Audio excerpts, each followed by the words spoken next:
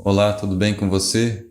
Hoje nós vamos dar continuidade aos sacramentos da Santa Igreja Católica e hoje nós chegamos finalmente ao último sacramento da Igreja, dos 7 sacramentos, que é o sacramento do matrimônio.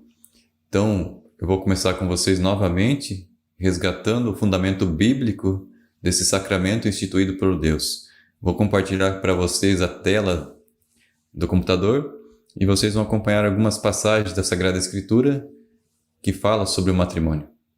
Então, a primeira passagem é lá no livro do Gênesis, capítulo 1, versículo 27 e 28, em que Deus disse assim, que Ele criou o homem à sua imagem. E criou a imagem de Deus, criou homem e mulher, o macho e a fêmea, um que complementa o outro. E Deus os abençoou, dizendo, frutificai, que significa reproduzir, multiplicar significa ter descendência, ter filhos. E enchei a terra com os filhos e submetei-a. Ou seja, toda a criação está sob o domínio do ser humano. Ele deve submeter as coisas, não se tornar escravo das coisas. E Deus diz assim, dominai sobre os peixes do mar, as aves do céu e sobre todos os animais que se arrastam sobre a terra. Afirmando que o homem é senhor da criação e que Deus é o senhor do homem. E no capítulo 2, versículo 18, um pouquinho para frente no Gênesis, Deus vai dizer por que Ele criou a mulher. O Senhor disse, não é bom que o homem esteja só, porque Deus havia criado somente o ser humano Adão, depois que Deus foi criar a mulher. E Deus disse, não é bom que ele esteja só, vou dar-lhe uma auxiliar que lhe seja adequada, porque até então só existiam os outros animais. Então Deus decidiu dar a Adão uma companheira, uma mulher. E no livro de Provérbios, capítulo 2, versículo 16 a 17, vai falar sobre a sabedoria. Ela, então a sabedoria, te preservará da mulher alheia, ou seja, daquela mulher que já tem marido, que já é comprometida. Se você tem sabedoria, você vai ser prevenido, prudente. Vai te preservar da estranha que emprega palavras lisonjeiras, ou seja, bajuladoras, que se insinua com sensualidade, que tenta seduzir. Se você tem a sabedoria, então você vai ser preservado dessa mulher tentadora. Essa mulher que abandona o esposo da sua juventude e que se esquece da aliança de seu Deus. Ou seja, aquela mulher que abandonou o primeiro marido e esqueceu também de que esse matrimônio, aquela primeira relação que ela teve, aquele primeiro matrimônio, era baseado em Deus, né, numa instituição divina. Então, se você tem a sabedoria, você vai ser prevenido contra esse mal. Também no profeta Malaquias, no capítulo 2, versículo 14, vai falar sobre um homem que foi adúltero. Ele vai dizer assim, o Senhor foi testemunha entre ti e a esposa da tua juventude. Quando o casal se uniu, não foi só uma relação, um compromisso, um pacto entre o homem e a mulher, mas Deus, o Senhor, foi testemunha. Deus quem garante, então, essa união, assim como Ele garantiu a união, o matrimônio de Adão e Eva no paraíso, todos os matrimônios são por Deus testemunhados, quando são matrimônios verdadeiros. Aí ele vai dizer assim, você foi infiel à sua esposa, sendo ela a tua companheira, a esposa da tua aliança. Essa aliança que vai desde o dia do matrimônio até a sua morte. E o homem adúltero foi infiel a essa companheira, né, que Deus deu a ele. A única companheira que ele recebeu de Deus, ele foi infiel. Porventura não fez de um só ser com carne o sopro da vida? Adão, feito da terra, não recebeu o sopro da vida do Espírito?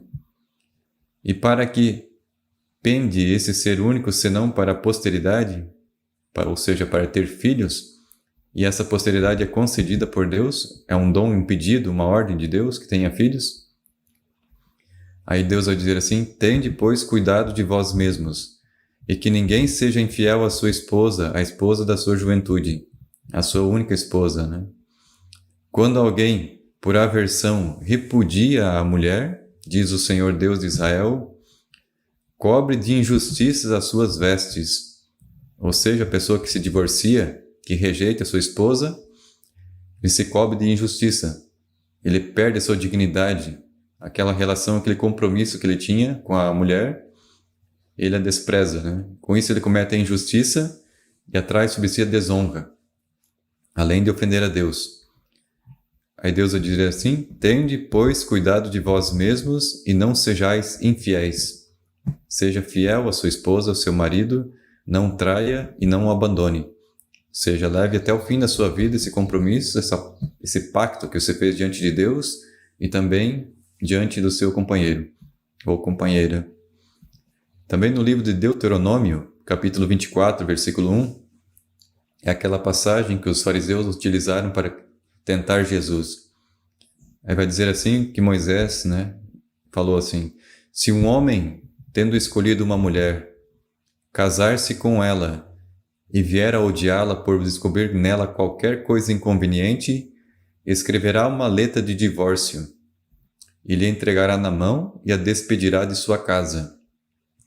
Perceba aqui que Moisés deu a permissão para que o marido, né, despeça a sua esposa se ele descobrir que existe nela qualquer coisa inconveniente. Aí vai da imaginação de cada um, a subjetividade de cada um. O que é esse inconveniente que leva alguém a dispensar a sua esposa? É a mulher que ronca? É a mulher que não limpa a casa? É a mulher que não toma banho? Qualquer coisa inconveniente é motivo, tem a permissão para que o marido dispense a sua esposa. Dê a carta de divórcio e a mande embora, né? E nós vamos ver depois Jesus comentando essa passagem com os fariseus. Mais para frente, um pouquinho, nós vamos ver. E também, no livro de Gênesis, capítulo 2, versículo 22 a 24, vai narrar aonde está o fundamento, então, dessa relação do homem com a mulher. Quando Deus, então, da costela de Adão, tira, então, a mulher, Deus fez a mulher, né? Levou-a, então, Eva para junto do homem, Adão, e eis que disse agora o homem: essa sim, né? Essa mulher é osso dos meus ossos e carne da minha carne. Não é como os outros animais, ela é semelhante a mim, pertence à natureza humana. Ela se chamará mulher, porque foi tomada do homem, da costela de Adão. É companheira, auxiliar. Por isso, o homem deixa o seu pai e a sua mãe para se unir à sua mulher. E já não são mais que uma só carne. Então essa é a palavra de Deus, o fundamento da relação entre o homem e a mulher que se unem para formar uma família, um casal. É essa unidade, quando eles deixam o pai e a mãe e se unem para formar uma só carne. Também, no Evangelho de Mateus e também em Marcos e Lucas, que são sinóticos, é aquela passagem então que eles vão tentar Jesus. Os fariseus, né, chegam até Jesus para pô-lo à prova e pedem: é permitido ao homem rejeitar a sua mulher por um motivo qualquer? Perceba que eles estão utilizando aquele texto de Deuteronômio em que Moisés permitiu a carta de divórcio por qualquer inconveniente. Então, o que Deus encarnado, Jesus, o próprio Deus, vai dizer aos fariseus então em relação à questão do divórcio? Respondeu-lhe Jesus: não leste o que o Criador, lá no Gênesis, né? No começo, fez o homem e a mulher, Adão e Eva, e disse: por isso, o homem deixará o seu pai e a sua mãe e se unirá à sua mulher, e os dois formarão uma só carne. Então Jesus resgata a passagem do Gênesis, em que Deus cria o homem e a mulher para serem uma só carne, unidos, e que não sejam separados. Aí Jesus vai dizer assim: já não são dois, mas uma só carne. É um mistério. Portanto, que os homens não separem o que Deus uniu. Jesus confirma então a passagem lá do Antigo Testamento em que Deus é testemunha. Deus é a própria testemunha do matrimônio. Não é só um pacto entre um homem e uma mulher, como se fosse um casamento civil, mas Deus é testemunha, Deus uniu o homem e a mulher, e para que eles pudessem ter filhos, né, multiplicar. Disseram então os fariseus: por que então Moisés ordenou dar um documento de divórcio à mulher e rejeitá-la? É agora que eles tentam Jesus, né, para ver se Jesus contradiz a palavra de Deus. Jesus então responde: Moisés então permitiu por causa da dureza dos vossos corações, né, que vocês repudiassem as suas mulheres. Mas, então Jesus vai consertar como é o desejo de Deus, como é o projeto de Deus desde o princípio, lá no paraíso com Adão e Eva. No começo, porque Deus fez o homem e a mulher, o casamento, não foi assim para divórcio. Eu vos declaro que todo aquele que rejeita a sua mulher, exceto em caso de matrimônio falso. Nessa questão do matrimônio falso, depois nós vamos ver no Catecismo de São Pio X alguns casos, como a igreja entende esses matrimônios falsos, né, que não ocorreram na verdade. Se for nesse caso, então Jesus fala que é permitido se dispensar a mulher. Se for um matrimônio falso e você se desposa uma outra mulher, você comete adultério. Se você tem uma esposa, casou certinho, é para o resto da vida. Só a morte vai separar. E se você deixa a tua mulher, a tua esposa, e se une uma próxima, uma outra mulher, você está cometendo adultério contra a primeira. Porque se firmou uma aliança que só é desfeita com a morte. E aquele que desposa uma mulher que foi rejeitada pelo marido, que é casada, né, portanto, comete também adultério contra o marido, né? Ela é como se fosse parte, uma só carne com o primeiro marido. Se você desposa essa mulher, você está cometendo um adultério, porque essa mulher tem uma ligação de unidade com o primeiro esposo, né? Com o único esposo. Seus discípulos disseram-lhe: se tal é a condição do homem, ou seja, que não existe divórcio, o temor de Deus, o motivo principal do matrimônio, a presença divina, né? Então, Tobias 6:22 vai dizer assim, Deus dizendo a ele: te aproximarás da jovem, que é Sara, no temor de Deus, ou seja, tendo Deus diante dos olhos, diante dessa relação, desse matrimônio, mais com o desejo de ter filhos do que o ímpeto da paixão. Ou seja, a relação do matrimônio do homem e da mulher vai se unir mais com o desejo de procriar, de ter filhos, do que pelo próprio prazer sexual. Essa é a visão divina, essa é a palavra de Deus. Não é um parque de diversões buscar prazer. A palavra está dizendo: aproxime-se da mulher, do seu marido, com o desejo de ter filhos, no temor de Deus, por causa de Deus, né, respeitando o seu mandamento. Obterás assim para os teus filhos a bênção prometida à raça de Abraão.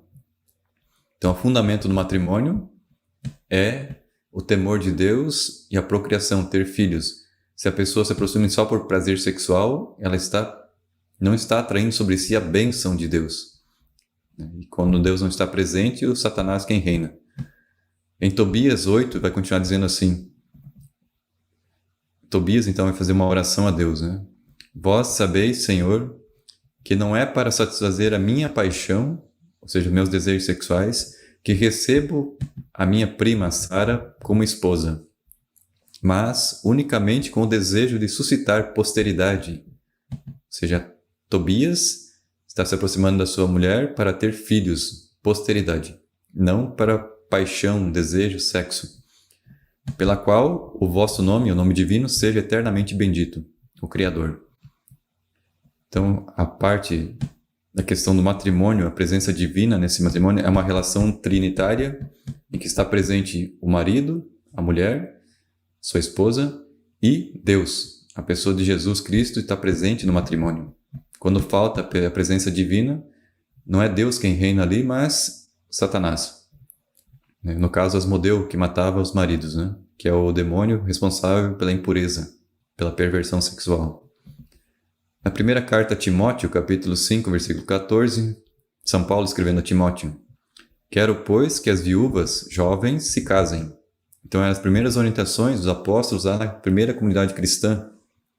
São Paulo está orientando ao bispo Timóteo que aconselhe as viúvas que ficaram viúvas jovens, que o marido morreu enquanto elas eram muito jovens, que elas se casem, que cumpram seus deveres de mãe e cuidem no próprio lar, para não dar a ninguém motivo de ensejo de críticas.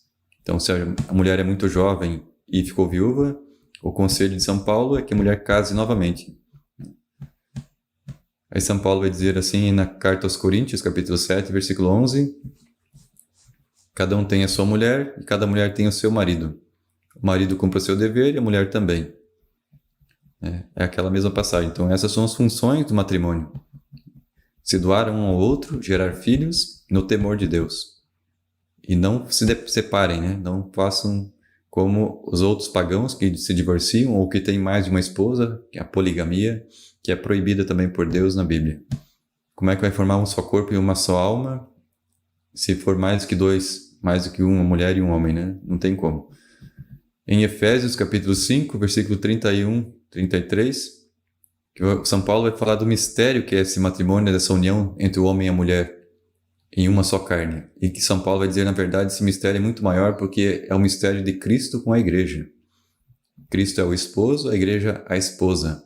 Então São Paulo vai dizer assim, recordando Gênesis, o homem deixará o pai e a mãe e se unirá à sua mulher, e os dois constituirão uma só carne. Como nós vimos na passagem anterior, né? No Gênesis. Esse mistério é grande, essa unidade, né? Quer dizer, com referência não tanto ao homem e à mulher, mas em referência a Cristo e à igreja, que em outro momento São Paulo chama de corpo místico, cabeça e membros. Cristo cabeça, igreja membros. É uma unidade, é uma única pessoa mística. É um mistério muito grande, então essa unidade entre Cristo e a igreja, entre o homem e a mulher no matrimônio. Em resumo, o que importa é que cada um de vós ame a sua mulher como a si mesmo. Quem ama a si mesmo cuida, protege, zela, quer o melhor. E a mulher, da mesma forma, respeite o seu marido. Então os dois têm uma relação mútua de amor, em que a submissão da mulher é uma relação de submissão, não de escravidão, mas de companheirismo, né? Que o homem está disposto a dar a vida por ela, então vai amá-la. E não é difícil se submeter a alguém que te ama. Assim como não é difícil a gente se submeter à autoridade do pai e da mãe. Em Mateus, capítulo 14, versículo 3 a 4, vai falar sobre as consequências de se defender essa doutrina do matrimônio. Nós sabemos que hoje em dia o divórcio, ou todos os tipos de métodos e inovações que querem criar todo tipo de matrimônios de relação, poligamia e todo tipo de matrimônio homossexual, adultério, segunda união. No Evangelho de Mateus, capítulo 14, versículo 3 a 4, vai falar justamente sobre a relação de um profeta, João Batista, que por defender a santidade do matrimônio como Deus a concebeu, que é inviolável, indissolúvel e que é para o resto da vida, e se você deixou a sua esposa, você comete adultério. João Batista, por acusar Herodes de se unir à sua cunhada, a esposa do seu irmão, João Batista, por condenar essa atitude de Herodes, teve a sua cabeça decepada, foi martirizado, foi morto por defender a santidade do matrimônio, por falar a verdade. João Batista então dizia para Herodes não ter permitido tomá-la por mulher, porque ela era mulher do irmão dele. Então ele estava cometendo adultério contra o próprio irmão. Herodíades era casada, estava em matrimônio. E no Evangelho de Lucas, Herodes, vai dizer assim, eu degolei a João, ele matou João. Por isso que ele achava que Jesus era a reencarnação de João Batista, porque ele tinha matado e achava que João Batista estava perseguindo ele agora, que tinha um poder misterioso. Então agora, depois a gente vê o fundamento bíblico do matrimônio, como a gente viu lá, em cada passagem da Sagrada Escritura, como Deus concebe o matrimônio, foi fundado por Deus já lá no paraíso com Adão e Eva. No entanto, no Novo Testamento, com a presença de Cristo na Terra, o Verbo que se fez carne veio falar, deixar às claras o pensamento divino, quem é Deus e como Ele criou o ser humano, como Ele quer que seja a nossa relação com Ele, como deve ser também a relação entre o marido e a esposa. Nós vamos ver no Novo Testamento, então, com Jesus, que esse matrimônio, que era uma relação natural, esse pacto entre homem e mulher, e também uma aliança que tinha Deus presente já no Antigo Testamento, agora em Cristo, com a igreja, com a realidade dos sacramentos, esse matrimônio se torna também um sacramento, um dos 7 sacramentos da igreja, que foi deixado por ele. Nós vamos entrar agora no sacramento do matrimônio, no Catecismo de São Pio X, para ver qual é a doutrina ensinada pela Santa Igreja com referência a esse sacramento. Então, o primeiro artigo do sacramento do matrimônio é sobre a natureza desse sacramento. Aí São Pio X vai pedir assim: que é o sacramento do matrimônio? O matrimônio é um sacramento instituído por nosso Senhor Jesus Cristo. Enquanto realidade já era presente no Antigo Testamento, mas como sacramento é do Novo Testamento, com Jesus. Foi o próprio Jesus quem instituiu, que estabelece uma união santa e indissolúvel entre o homem e a mulher. Ou seja, o casamento verdadeiro só entre homem e mulher, macho e fêmea, e esse casamento, como sacramento, é indissolúvel. Jesus confirma aquilo que foi ensinado no Antigo Testamento aos judeus. E Deus, então, lhe dá graça de se amarem um ao outro santamente e de se educarem cristamente os filhos que Deus lhes conceder, né? Então, o sacramento em si, além daquela união natural entre o homem e a mulher, com o cristianismo, com Cristo, vem uma graça no sacramento que auxilia ao marido e à esposa viverem esse sacramento na sua plenitude, naquilo que Deus desejou para nós desde lá quando Ele criou no paraíso Adão e Eva. Por que foi instituído o matrimônio?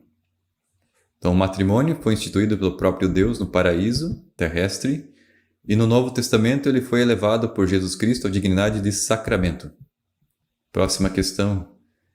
Tem o sacramento do matrimônio alguma significação especial? Esse sacramento do matrimônio significa a união indissolúvel de Jesus Cristo com a Santa Igreja, que é sua esposa e ao mesmo tempo é chamada de Nossa Mãe Amantíssima. Então, o sacramento do matrimônio ele tem um significado importante, como a gente viu lá em Efésios, em que São Paulo compara então o esposo e a esposa, Cristo e a Igreja. É a mesma relação e é indissolúvel, não tem como separar a Igreja Católica de Cristo. Da mesma forma, não tem como separar o esposo e a esposa unidos em matrimônio no sacramento. É só com a morte de um dos dois. Próxima questão. Por que se diz que o vínculo do matrimônio é indissolúvel? Diz-se que o vínculo do matrimônio é indissolúvel, isto é, que não se pode quebrar senão pela morte de um dos cônjuges, porque assim estabeleceu Deus desde o começo. E assim o proclamou solenemente Jesus Cristo, nosso Senhor. Como a gente viu na Bíblia, lá no Gênesis já tem a unidade querida por Deus, o que Ele queria do matrimônio. E foi confirmada por Cristo, o próprio Deus, quando veio a esse mundo, se encarnou, Ele confirmou aquela doutrina, aquele ensinamento, como Deus quis desde o princípio. No matrimônio cristão, poder-se-ia separar o contrato do sacramento? Ou seja, aquela relação, aquele matrimônio natural que existia antes, tem como separar no cristão o sacramento e essa união natural? São Pio X vai dizer que não. No cristianismo, no Novo Testamento, aquele matrimônio natural e o sacramento são uma só coisa, né? Entre os cristãos, o contrato não pode se separar do sacramento. Não se pode separar. Porque, para eles, o matrimônio não é outra coisa senão o mesmo contrato natural elevado por Cristo à dignidade de sacramento. Não tem, então, como fazer um matrimônio não sacramental dentro da Igreja de Cristo. Todos eles viram sacramentos, recebem graças especiais no dia em que se unem diante de Deus. Próxima questão. Então, entre os cristãos, não pode haver verdadeiro matrimônio que não seja sacramento? Entre os cristãos, não pode haver verdadeiro matrimônio que não seja sacramento. Ou seja, todos são sacramento, quando são verdadeiros, casamentos verdadeiros. Em São Pio X vai pedir assim: que efeitos produz o sacramento do matrimônio? O que acontece então quando o esposo e a esposa se unem na igreja diante do sacerdote, diante das testemunhas?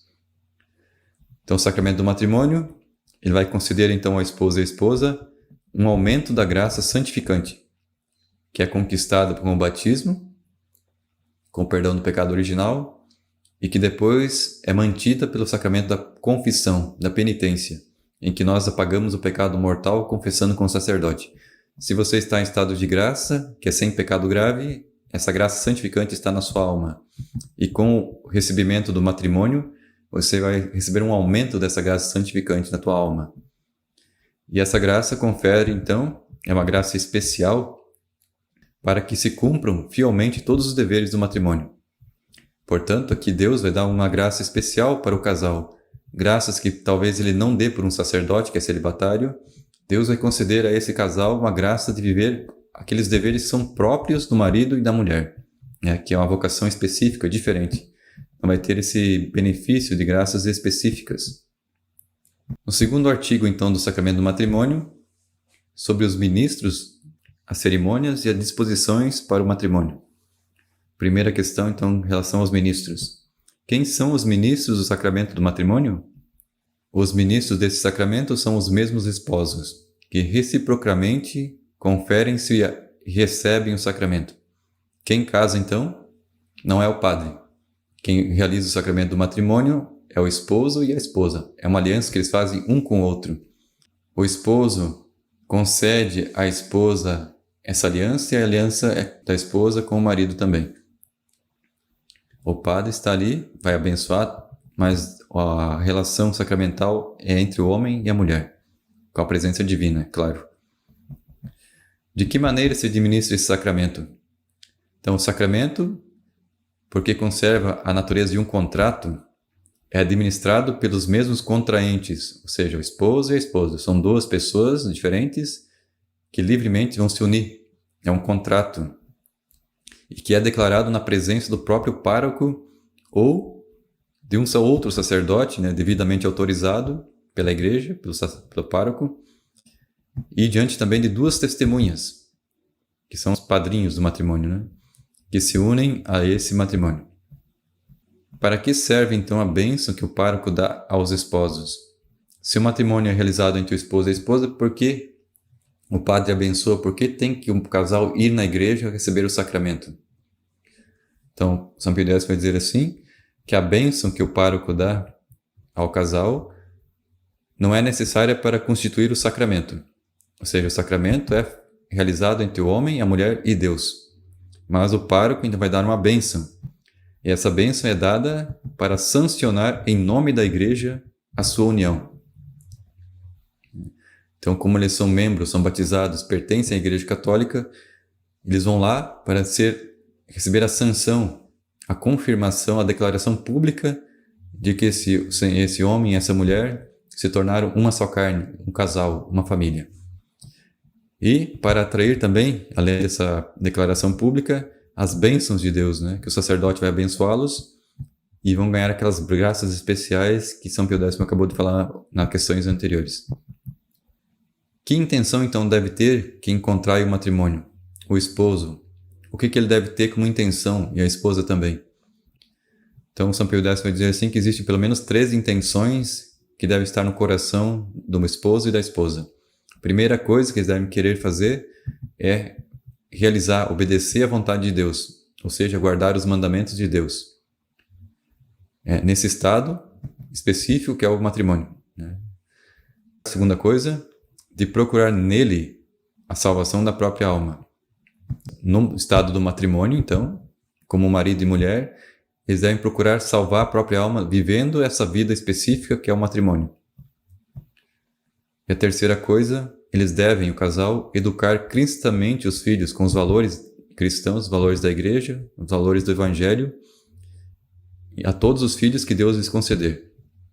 São as 3 intenções que devem estar no coração do casal que vai se unir em matrimônio. Fazer a vontade de Deus, salvar a própria alma e educar os filhos na fé cristã. Próxima questão. De que maneira se devem dispor os esposos para receber com fruto o sacramento do matrimônio? Qual é a disposição, então, que deve estar no coração do casal para que recebam mais frutos do matrimônio? Então, o primeiro fruto, a primeira disposição, é que eles devem encomendar-se de todo o coração a Deus. Se eles devem fazer a vontade de Deus, então é natural que eles se consagrem, se encomendem aos cuidados divinos. para que eles possam então conhecer qual que é a vontade de Deus, para poder obedecê-la. E também para alcançar de Deus as graças que são mais necessárias para o estado do matrimônio. Então, essas são as disposições. A segunda, consultar os próprios pais. Devido à experiência dos pais, eles podem orientar, alertar, ver se a mulher realmente vai ser uma esposa santa, digna, de trabalhadeira, ou se eles percebem nessa futura esposa uma mulher que não é digna, honesta. Então os pais podem orientar os filhos na hora de contrair um matrimônio. O esposo e a esposa devem consultar seus pais antes de chegar ao noivado, que já é um compromisso mais sério. Como exige então essa obediência devida aos pais, né? Enquanto está solteiro, nós devemos obediência aos nossos pais, inclusive conselhos, né? Antes de contrair o matrimônio, para ver qual é a opinião dos pais, qual a visão deles a respeito daquele futuro marido, aquela futura esposa.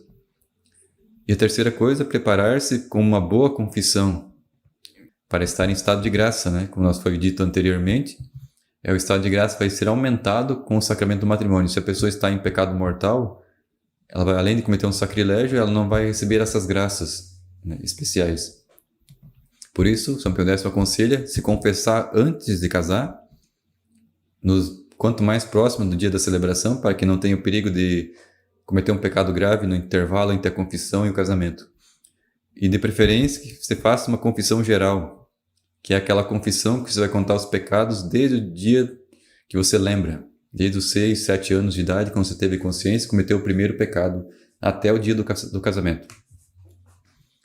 Se for necessário, de toda a vida, então, né? Como diz São Pio X. E quarta coisa, a relação do esposo e esposa, então antes do casamento, como eles ainda não possuem o matrimônio, o sacramento, eles devem evitar, no período de namoro, noivado, toda a familiaridade perigosa. No trato, seja, nos gestos, nos toques, no modo de se vestir, e também palavras, né? Para que não induzam a sensualidade, ao desejo, aos instintos sexuais. E conversarem mutuamente, então, para se conhecer, antes de receberem esse sacramento. Pela doutrina da Igreja, da Palavra de Deus, tanto o homem como a mulher, eles devem se casar virgens, né? Guardar a castidade, só sai da casa do pai e da mãe no dia em que for se casar com a sua esposa. Então, segundo a Palavra de Deus, eles devem se conservar virgens, castos, até o dia do matrimônio, até que conclua, então, esse pacto, essa aliança com essa mulher que vai ficar com ele até o fim da vida. Então, quais são as principais obrigações das pessoas unidas em matrimônio?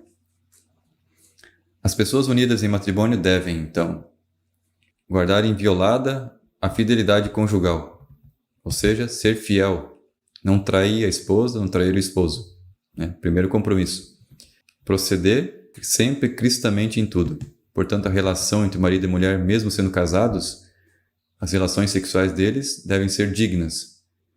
Não é permitido a um casal cristão ter relações como sexo anal, sexo oral e outros tipos de perversões, né, de fetiches sexuais, que são pecados também. Se a mulher é obrigada a fazer isso, ela tem a permissão divina para rejeitar ter relações com o marido. Segunda coisa, eles devem amar-se, suportar-se um ao outro com paciência e viver em paz e harmonia. É o respeito humano, né? O amor, a paciência, né? Tudo aquilo que mantém a paz e a harmonia de duas pessoas que se amam, que vão viver todos os dias juntos, né? Que vão compartilhar não só a mesa e a cama, mas todo o dia, todas as suas atividades, seus projetos. Deve ser um projeto comum, não algo específico de cada um, que cada um faz a sua história. É uma história comum, única, entre o marido e a mulher. E se eles têm filhos, eles devem cuidar seriamente de prover as necessidades, então, físicas, materiais, psicológicas, emocionais, não só dando comida, roupa, mas também educação, né? Educá-los na fé cristã, dar a liberdade de escolher o estado de vida que Deus lhes chamar. Porque tem pais e mães que não aceitam que o filho seja um religioso, uma religiosa, tentam determinar a futura profissão do filho, a vocação dele, e isso não é permitido. Deus não permite que o pai e a mãe interfira nesse dom, nessa vocação que ele concede ao filho e a cada pessoa. Eles devem ser livres para seguir o caminho que Deus lhes propõe e determinou. No terceiro artigo, então, do matrimônio, vai falar sobre as condições e os impedimentos do matrimônio. Primeira questão. O que é necessário para contrair validamente o matrimônio cristão? Nós vimos lá na palavra do Evangelho que Cristo disse aos fariseus que só era permitido se divorciar, se afastar da mulher ou do homem em caso de matrimônio falso. O que vem a ser, então, segundo a igreja, os matrimônios falsos. Para contrair validamente o matrimônio cristão, é necessário estar livre de qualquer impedimento matrimonial dirimente e dar livremente o próprio consentimento ao contrato do matrimônio na presença do pároco ou de um sacerdote devidamente autorizado e de 2 testemunhas. Então, todas essas questões envolvem um casamento validamente aceito por Deus e pela igreja. Então, se houver impedimentos, tanto consanguinidade, outros, se a pessoa teve uma união anterior, já é um casamento falso. A pessoa se une uma segunda vez com outra pessoa, está em adultério, então não acontece o sacramento do matrimônio nessa segunda união. E precisa estar diante do pároco, na igreja, e 2 testemunhas do casamento. Próxima questão. O que é necessário para contrair licitamente o matrimônio cristão?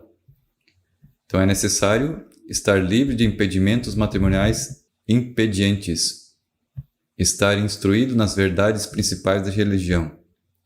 Ou seja, se a pessoa está totalmente livre, não tem compromissos com ninguém anteriormente e que não possui parentesco com sanguinidade espiritual ou física, não é um padrinho de batismo, não é um primo, um parente próximo, um tio, uma tia, ela está livre para casar com ela e ela deve também estar instruída na fé cristã.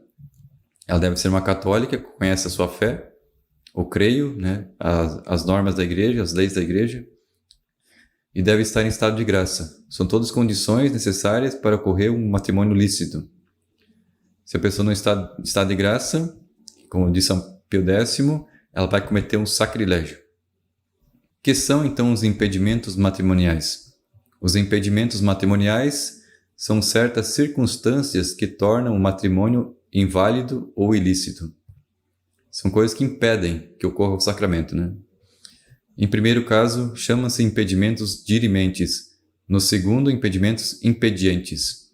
São duas situações diferentes que impedem, então, o matrimônio. Aí São Pio X pediu assim, dai-me algum exemplo de impedimentos dirimentes. Os impedimentos dirimentes são, por exemplo, a consanguinidade até o 3º grau. Primo, tio, são pessoas que, mesmo aquelas pessoas que são adotadas por um casal, passam a ser como que membros com sanguinidade, de parentesco de sangue. Então não pode casar mesmo com pessoas adotadas que fazem parte da família. E também aqueles que têm um parentesco espiritual. Por exemplo, um padrinho, uma madrinha de batismo não pode casar com seu afilhado. E os votos solenes de castidade também são impedimentos. Se a pessoa é um religioso, uma religiosa, fez voto de viver a castidade, esse voto é válido e a pessoa não pode, então, é impedida de contrair o matrimônio.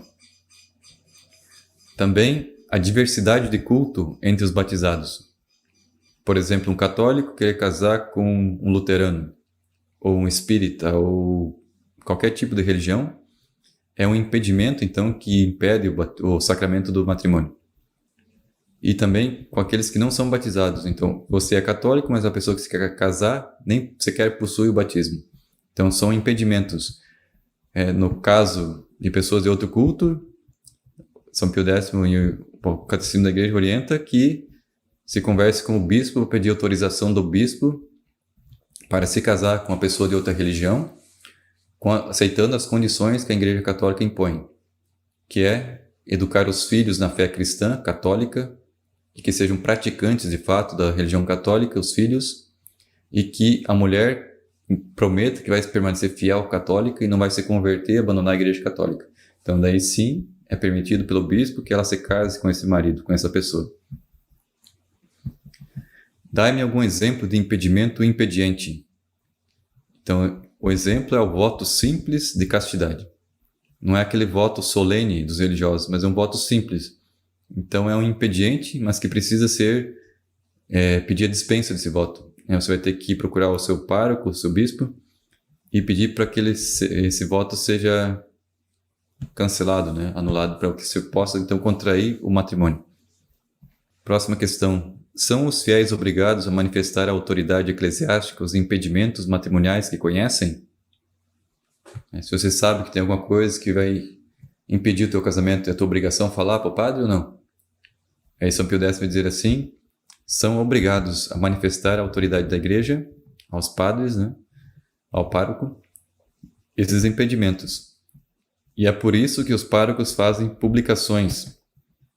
O padre vai publicar o casamento, o futuro casamento, então, de fulano com fulana, e as pessoas que conhecem esses dois podem ter algum conhecimento de alguma coisa que impede que esses dois se unem em matrimônio e podem vir até o padre e alertá-lo sobre esse impedimento. Por isso que a igreja publica os nomes dos noivos, né, dos que vão se casar. E leem-se, então, os pregões deles, né, em público.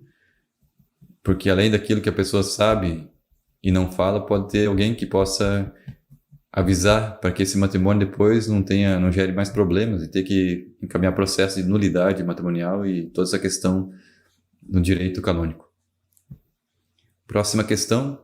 Quem tem o poder de estabelecer impedimentos matrimoniais, de dispensar deles e de julgar a validade de um matrimônio cristão? A quem compete então esse julgamento? Só a igreja tem poder para estabelecer os impedimentos e de julgar a validade do matrimônio entre os cristãos.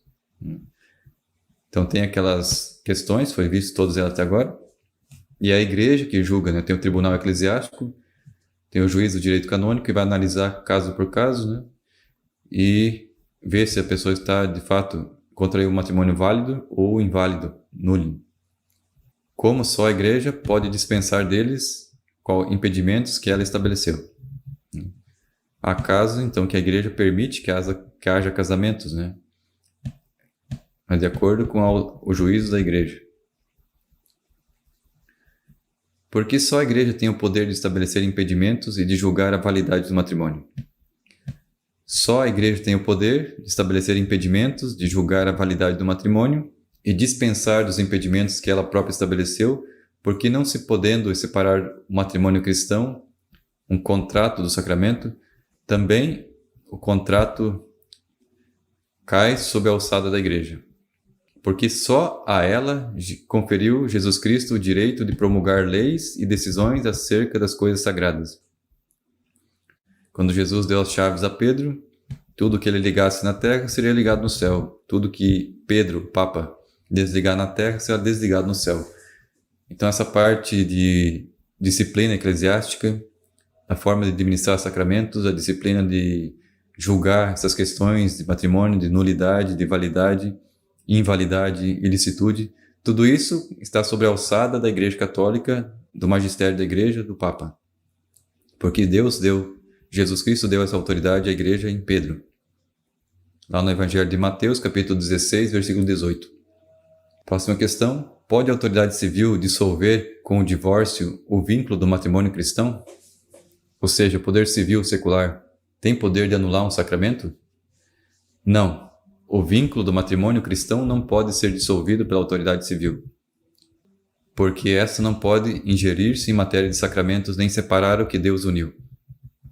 É um poder divino da igreja espiritual. Foi o que tentou fazer Henrique VIII na Inglaterra, que tentou de toda forma conseguir da igreja a anulação do matrimônio dele. Então, como a igreja não concedeu essa nulidade do matrimônio dele, foi um casamento lícito, legal, adquiriu um sacramento e, portanto, ele era casado. E como ele não conseguiu, ele se separou da Igreja Católica, depois se uniu a 7, 8 esposas novamente, né, depois desse divórcio. Mas a igreja não possui o poder de anular um sacramento verdadeiro. Se houve, de fato, um sacramento, um matrimônio válido, aceito por Deus, segundo as normas da liberdade de consciência, sem nenhum impedimento desses que foram vistos anteriores, Se houve legalmente o casamento, o matrimônio, então não tem como a igreja desfazer esse laço, que na Bíblia chama de laço indissolúvel, eterno, entre o marido e a mulher. Entretanto, se a pessoa não tem a consciência, que a pessoa é ignorante, casou sem conhecer nada, ou se foi enganada pelo companheiro, ou por outros fatos de consanguinidade, de mentiras, enganos, que seduziu, enganou, não revelou quem de fato ele era, são todos impedimentos. A pessoa foi enganada, aceitou uma pessoa que não era aquela que ela escolheu, né? A pessoa fez um teatro, enganou, se casou, depois se mostrou uma pessoa diferente daquilo que ela era. São questões que podem levar à nulidade do casamento, porque não houve uma escolha livre da pessoa para o matrimônio, porque ela ou foi coagida, forçada a casar, ou foi enganada. Então são questões que podem anular o casamento, o matrimônio. Aí tem que encaminhar ao direito eclesiástico, ao juiz de direito eclesiástico, um processo para que a igreja analise tudo aquilo que aconteceu na história do casamento, e se for de acordo com as normas, os requisitos, pode ocorrer então a nulidade desse sacramento, e a pessoa pode se tornar novamente, reconhecer o seu estado de solteirice e novamente tentar adquirir um matrimônio com outra pessoa. Próxima questão: o que é o matrimônio ou casamento civil? O casamento civil não é mais que uma formalidade prescrita pela lei para os cidadãos. É uma questão, então, pública, né? Muito mais que uma relação com Deus, é uma questão pública ali, o casamento civil. A fim de dar e assegurar aos efeitos civis aos casados e aos seus filhos. Então, para toda aquela organização da sociedade que precisa ter um cadastro, uma relação familiar, de propriedade, de herança, todas as questões que envolvem os laços familiares, é bom que haja o casamento civil como forma de um direito, né, civil para orientar, organizar a sociedade. Pode um cristão celebrar somente o sacramento ou o contrato civil?